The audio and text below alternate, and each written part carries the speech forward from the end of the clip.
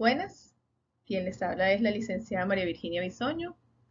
Vamos a hablar de líquido amniótico correspondiente a la unidad 4 de líquidos biológicos y las pruebas de laboratorio para su estudio. El líquido amniótico es el líquido que rodea al feto desde las primeras semanas de gestación. Está contenido en el saco amniótico. Este saco amniótico crece, se llena de agua 2 semanas después de la fecundación y más o menos como en la 7ª semana de gestación, por ósmosis transmembrana comienzan a aparecer en él las primeras proteínas, carbohidratos, lípidos, electrolitos, fosfolípidos, que son los componentes necesarios para el desarrollo de ese embrión, ese feto. ¿Okay? Tiene una serie de funciones principales, entre ellas tenemos que ayuda a proteger al feto de las agresiones o compresiones externas, amortiguadora, ayuda a la compresión del feto con el útero, proporciona fluidos, factores de crecimiento y la temperatura necesaria para el desarrollo normal de todos los sistemas funcionales. Tiene propiedades antibacterianas contra infecciones. Sirve como depósito de fluidos, de nutrientes para el feto. Este líquido amniótico está compuesto principalmente por agua, en un 98-99%, tiene soluto entre un 1 y un 2%, células, componentes orgánicos como electrolitos, sodio, potasio, cloro, calcio, magnesio, fósforo, zinc y hierro. Entre los componentes inorgánicos tiene proteínas, albúminas y globulinas. Aminoácidos, tiene también nitrógenos no proteicos, como son la urea, creatinina y el ácido úrico. Lípidos, carbohidratos, y también podemos ver en él o medir vitaminas, enzimas y hormonas. Cuando hablamos de la formación del líquido amniótico, tenemos que tener presente en qué periodo de gestación se encuentra el feto. En el primer trimestre, ese fluido que rodea al embrión es isomolar con relación al plasma materno. ¿Qué quiere decir esto? Que es un ultrafiltrado del plasma materno y solo está rodeado por trofoblastos. Pero a medida que el feto va creciendo y va entrando en otros periodos de gestación, la segundo periodo o tercer periodo, ya él forma parte de la diuresis. Estamos hablando de que comienza lo que es la producción de orina y la deglución. Quiere decir que cada media hora aproximadamente él llena su vejiga por deglución y la vacía orinando. Entonces, él mismo renueva su líquido varias veces al día. La composición de este líquido también cambia a lo largo del embarazo debido a los nutrientes que se producen y a la cantidad que se absorbe. También va a variar el grado de salinidad de ese líquido. En este caso, es muy parecido a la salinidad del agua de mar. Pero ¿qué pasa? Que en la semana 32 a 34 es cuando nosotros tenemos el mayor volumen de líquido amniótico en el saco, entre 800 y 1000 ml. Pero en la semana 38 a 40, cuando ya casi el feto está a término, el líquido comienza a disminuir porque el feto va creciendo y al crecer, él va a ocupar el espacio que antes ocupaba ese líquido. Por lo tanto, es muy importante determinar el volumen del líquido amniótico. Hablamos de oligohidroamnios cuando el volumen del líquido amniótico es menor de 300 mililitros en la semana 32. Tiene una incidencia de 0.3 a 5,5% en todos los embarazos y por lo general está asociado a malformaciones y a las restricciones de crecimiento intrauterino. Por el contrario, cuando hablamos de polihidroamnios, hablamos de un volumen de líquido amniótico por encima de 1500 a 2000 ml.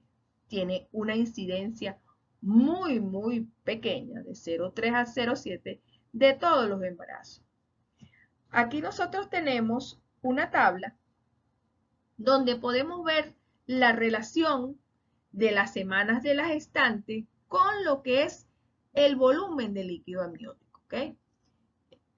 Vemos que tiene en la semana 32, 34, es donde tiene más volumen. Pero después, por lo que ya les dije, el crecimiento fetal hace que este volumen baje. Pero nunca puede quedar sin líquido amniótico. ¿Okay? Eso es importante saberlo. ¿Cómo vamos a hacer nosotros esto? ¿Cómo vamos a ver este líquido? Por métodos ecográficos. Es que se van a hacer esas medidas, esas mediciones, vamos a decirlo así. Entonces, el líquido amniótico para nosotros va a dar unos aportes y va a tener unos recambios. ¿Okay? El aporte lo va a hacer la orina fetal, que ya dijimos que podía ser entre 800 y 1000 mililitros diarios. Las secreciones que vienen de lo que es el líquido pulmonar fetal, que es el líquido que viene de la parte pulmonar, y las secreciones oronasales también. Eso es lo que el niño va a aportar a lo que es el líquido amniótico. Por otro lado, viene qué es lo que él va a recambiar. Él va a recambiar por deglución entre 500 y 1000 ml diario, que es lo que aspira y lo que orina, y a través de lo que tenemos los flujos intramembranosos. En los flujos intramembranosos hablamos de el recambio a nivel epitelial, todas las células epiteliales que caen al líquido amniótico. Tenemos la transferencia a través de la placa coriónica, del amnios y también lo que se recambia a través del cordón. Y vamos a tener una pequeña cantidad, es muy mínima, de 10 mililitros diarios, pero de la vía transmembranosa. Es decir, esto es lo que recambia el líquido amniótico, pero con lo que es la sangre materna.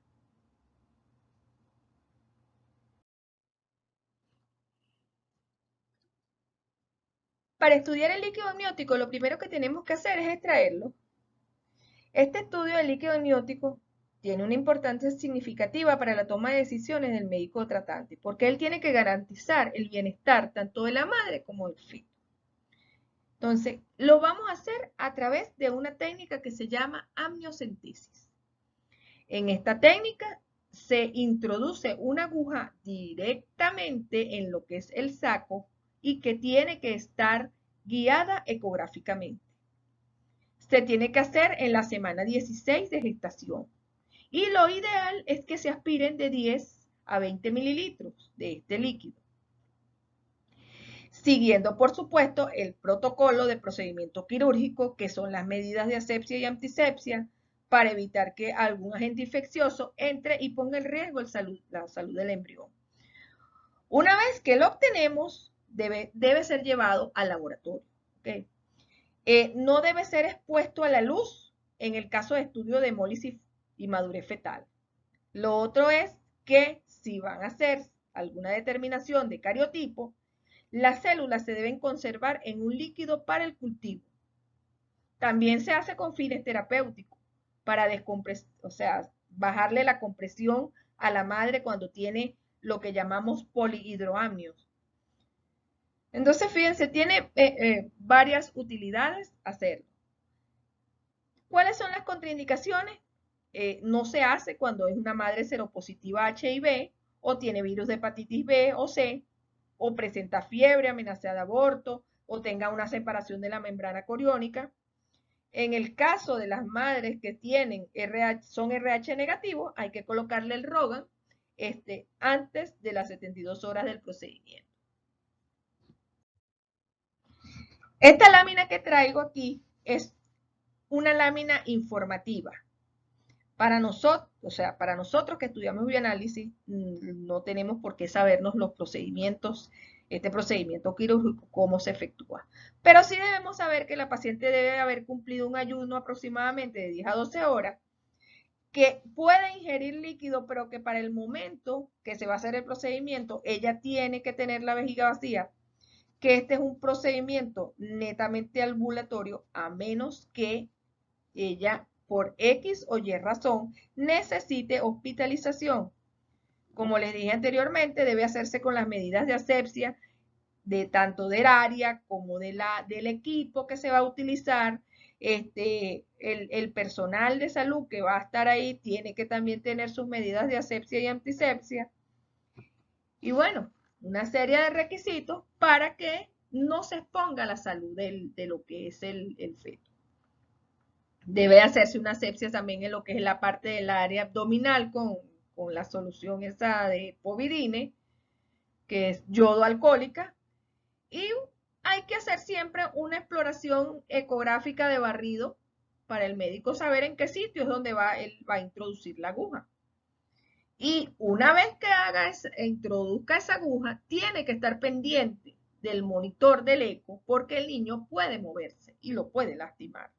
Entonces, como verán, es un procedimiento que tiene sus riesgos, pero se lleva a cabo de una manera favorable porque gracias a la ecografía se puede ver excelentemente y puede evitarse todo ese tipo de riesgo.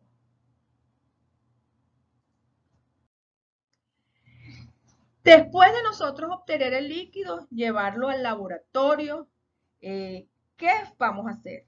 El examen macroscópico, donde vamos a ver, esto es sin centrifugar, el aspecto físico, cómo es el color, si presenta gránulos, si no presenta gránulos, el olor, qué olor tiene que ser semejante al hipoclorito de sodio, se le mide la densidad y se le mide el pH. Y aquí están los valores que debe tener cada uno de ellos. Seguidamente de que se lleva al laboratorio y se le hace todo ese procedimiento, se tiene que centrifugar ese líquido. Entonces nosotros vamos a tener una parte que es el sobrenadante con el que se van a hacer ciertas determinaciones, que son algunos estudios bioquímicos, estudios enzimáticos, y con lo que es el precipitado celular es el que vamos a cultivar, a colocar en los líquidos para el cultivo. Y con este se hace el estudio bioquímico y también se hace estudio cromosómico. Entonces, estamos hablando de que la amniocentesis se hace en la semana 16. ¿A quiénes se les realiza este procedimiento? A las mujeres que tienen alto riesgo de tener hijos con defectos, porque en el screening prenatal que se le hizo, se vio o se observó, vamos a decir, algún daño que le pudo haber causado alarma al médico, entonces le mandó a hacer el procedimiento. O a las mujeres cuando tienen más de 35 años o tienen hijos con defectos cromosómicos o algún familiar con antecedentes, se le ofrece este tipo de procedimiento. Porque es una prueba, como les dije yo, no invasiva, pero que tiene un reto que es tratar de no dañar el feto. ¿Okay? Es importante porque en este screening prenatal nosotros podemos ver defectos de tubo neural y nosotros también podemos medir, como siempre, lo que es proteínas, lípidos y la alfa-fetoproteína es una proteína que si está aumentada en líquido amniótico y también en suero materno, ella nos va a reflejar que hay fetos con defectos del tubo neural abierto, como puede ser la anacefalia, espina bífida, meningocele, etc. Vamos a hacerle a ese líquido amniótico el estudio de las proteínas. Las proteínas se encuentran en algunos casos a niveles elevados, pero ya después de lo que es la semana 16, si siguen elevadas, ya se considera que el feto presenta un daño a nivel de lo que es el defecto de tubo neural. Ahora, si nosotros encontramos inmunoglobulina G, esta sería de la madre, que quiere decir que pasó la barrera fetoplacentaria y se usa para provocar inmunidad. Pero no deberíamos de encontrar inmunoglobulina M. Si hay inmunoglobulina M es porque hay alguna infección intrauterina, como puede ser la rubiola, el toxoplasma, porque la inmunoglobulina M no atraviesa la barrera placentaria, es muy grande. Entonces quiere decir que la está produciendo el feto. Entonces, para que sepan, pues eso es importante saberlo. Entre otras proteínas que nosotros podemos identificar, tenemos también la albúmina, ceruloplasmina, las transferrinas y bueno, el dato que le acabo de dar de lo que son las inmunoglobulinas. Las alfa-fetoproteínas son de origen del hígado, están aumentadas hasta la semana 14. Entonces ya a partir de la semana 16, que es cuando generalmente se hace la amniocentesis, ya ellas deberían de estar disminuidas. No tienen por qué estar aumentadas en condiciones normales. Otras cosas que nosotros podemos estudiar en el líquido amniótico son los compuestos nitrogenados. Lo que es la urea, creatinina, ácido úrico. Ellos van a variar con la edad gestacional, pero que ellos me van a determinar, va a ser un indicativo de madurez fetal. Porque acuérdense que yo les hablé de la diuresis. Al final de lo que es ya la mitad del segundo trimestre y el tercer trimestre, el niño hace por deglución la diuresis fetal y él va a ir incrementando los niveles de creatinina y ácido úrico en su líquido amniótico. Cuando hablamos de los lípidos, ¿verdad? Es importante saber que la lecitina, ¿verdad? Representa el 70% de los embarazos a término a partir de la semana 34. Existen otros fosfolípidos como son la fosfatidilinositol, la fosfatidiletanolamina, la fosfatidilcerina, la esfingobielina, que va a estar hasta la semana 32 incrementándose, y el fosfatidilglicerol a partir de la semana 36 se incrementa. Y él es el que va a ocupar el segundo lugar después de lo que es la fosfatidilcolina o lecitina. En el caso de los estudios enzimáticos, cuando hablamos de estudios enzimáticos, ellos no tienen un valor clínico, o sea, tienen un valor clínico limitado. Pero ¿qué nos va a decir? Que por lo menos un aumento de la LDH es muerte fetal. La acetilcolina está relacionada cuando está aumentada con los daños del tubo neural.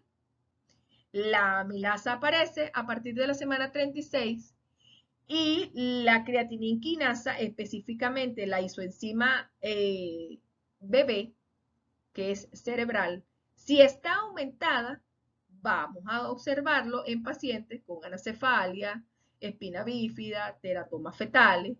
Entonces son valores importantes para lo que es el estudio de... La bilirrubina es otro metabolito que podemos determinar en líquido amniótico. Antes se utilizaba más como parámetro. En la actualidad, estudia es la eritroblastosis fetal, enfermedad hemolítica o lo que llamamos incompatibilidad RH, porque hay una respuesta inmunitaria de la madre a los antígenos del producto que no tienen el mismo factor. O sea, cuando la madre y el feto no comparten el mismo factor, ellos van a tener una incompatibilidad que no se va a ver en ese embarazo, sino que se va a ver en embarazo futuro. ¿Por qué? Porque ese niño va a crear anticuerpos contra esos glóbulos rojos de la madre y en futuros embarazos puede tener pérdidas porque no hay compatibilidad. Esa bilirrubina va a tener unos valores de 0,025 miligramos por decilitro y aparte la podemos estudiar por un gráfico que tengo en la lámina siguiente. El gráfico de Lilly es el que me permite detectar el grado de afección fetal. Nosotros vamos a tener una concentración de bilirrubina y la edad de la gestante y ella podía estar en cualquiera de las tres zonas. Una zona de hemólisis mínima, que es esta zona en verde, una zona de hemólisis severa, que es la roja, y una hemólisis media, que es la zona amarilla. En la actualidad, ¿verdad? No se usa mucho esto porque sí, tenemos que acordarnos que sigue siendo un método invasivo, pero ahora tenemos métodos ecográficos como es el Doppler de la arteria cerebral media, que reemplazó a este estudio. ¿Okay? Para evaluar la madurez fetal, se utiliza la relación lecitina-esfingomielina, ya que la lecitina es el componente activo de lo que es el surfactante pulmonar. Esta relación me permite determinar si se puede hacer o no una cesárea cuando se desconoce o es incierta la edad gestacional, o para anticipar un parto que en algunos casos puede ser de alto riesgo. Entonces yo tengo aquí parámetros que me dicen, o los puedo ver, cuando es menor de 24 semanas tiene que estar en 0,5, en la semana 32 tiene que estar en 1, y para la semana 35, 36, que ya estamos hablando de embarazo térmico, tiene que estar en 2 esta relación. Y cuando está en 2 hay una madurez pulmonar fetal óptima. De igual manera, podemos hacer la prueba de la madurez pulmonar a través del fosfatidilglicerol, que este fosfatidilglicerol, cuando es mayor al 1%, estamos hablando de que ya tiene la madurez pulmonar necesaria. Otra prueba de madurez fetal es el test de Kleeman o test de la burbuja. Este test consiste en conocer las propiedades biofísicas de lo que es el surfactante pulmonar, que en el momento que se agita con etanol, ese líquido amniótico, genera unas burbujas. Y si esas burbujas permanecen por 15 minutos presentes, se considera que el feto tiene una madurez fetal ya óptima. Otra prueba que se puede hacer al líquido amniótico es la cristalización. Se utiliza para valorar las rupturas de membrana y es positiva cuando se visualiza que ese líquido amniótico se deja secar sobre una laminilla y se visualiza este tipo de hoja de helecho al microscopio. El estudio citogenético se usa para la obtención del cariotipo. Recuerden que las células tienen que estar suspendidas en un líquido para cultivo porque ellas en condiciones normales no crecen y no se dividen, entonces necesitan ser cultivadas y estimuladas. Posteriormente a ese crecimiento, ¿verdad? Se rompen y sale el material genético. Ese material genético lo que se hace es que se tiñe, se fotografía, se visualiza, se recorta y después se arma manualmente lo que es el cariotipo. Entonces, esta sería la forma citogenética convencional en que se hace y se ha hecho durante muchos años. Y la citogenética molecular estudia lo mismo, solo que lo hace a través de las bandas del ADN. ¿Cuál es la ventaja de la citogenética molecular? Que los resultados se dan en 48 horas con relación al cariotipo que se hace de manera convencional, que puede durar entre 10 y 14 días.